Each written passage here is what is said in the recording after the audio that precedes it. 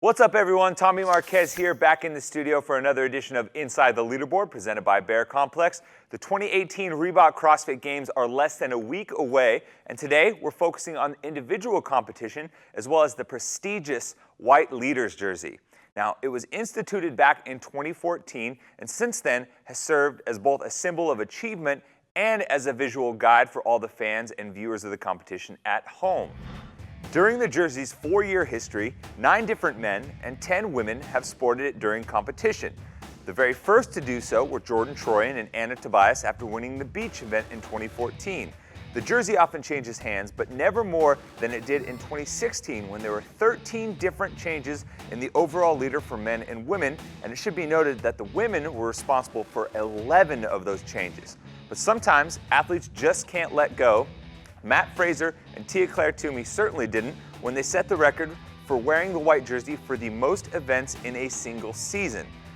And while the performance implications of being the overall leader at the CrossFit Games are certainly huge, there is a significant difference between what it takes to get to the top of the mountain and how an athlete might fare once they get there. Over the past 4 seasons, it's fairly clear that it'll take an excellent event performance in both the men's and women's fields to claim the top spot and earn yourself a new uni, as the average event finish needed for an athlete to take over the top spot is second for both the men and the women. But on the women's side, more than half of the leader's jersey changes have come after an event win by that new leader, showcasing just how crucial those 100 points can be in making significant moves up to the top of the leaderboard. But heavy is the head that wears the crown, though, as the average event finish of the athlete once they're wearing the leader's jersey plummets down to 11th for the men and 14th for the women, and a quarter of the time the leader finishes in the bottom half of the pack in an event while in the lead.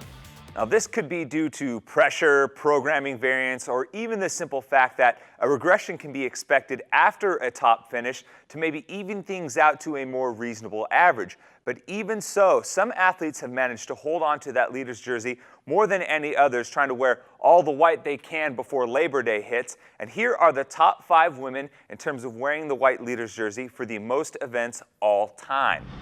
Tia-Clair Toomey holds the top spot with 15 after her championship season last year. Sarah Sigmundsdottir is in second with 9, 8 of which came in 2015, followed by Cara Saunders, Camille LeBlanc-Bazinet, both with 7, and Katrin Davidsdottir with 6. Notably absent is Annie Thorisdottir, who most certainly would have been up here had the leader's jersey been around during her back-to-back title runs. For the men's side, well, this just isn't fair. Matt Fraser leads the way, having worn the leader's jersey for 31 events, which is just insane. Rich Froning, Noah Olson, and Ben Smith are the next closest in a 3-way tie for second with 5.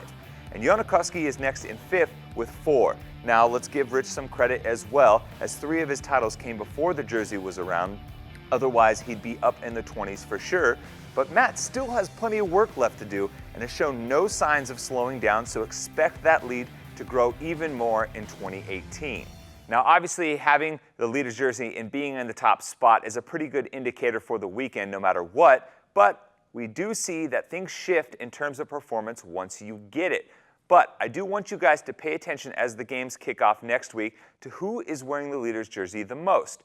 Since the leader's jersey was included in 2014, we've handed out 8 CrossFit Games titles, 4 each, men and women. 7 of those 8 titles have been given to the athlete that wore the white leader's jersey the most during the competition that particular year. So next week, even if the leader's jersey is getting passed around like the dessert tray at Pat Sherwood's house, I want you guys to keep tally of who's wearing it the most, because it just might give you guys a little insight as to who could end up on top once the dust settles. That does it for this edition of Inside the Leaderboard. We'll see you guys next week in Madison, Wisconsin for the 2018 Reebok CrossFit Games.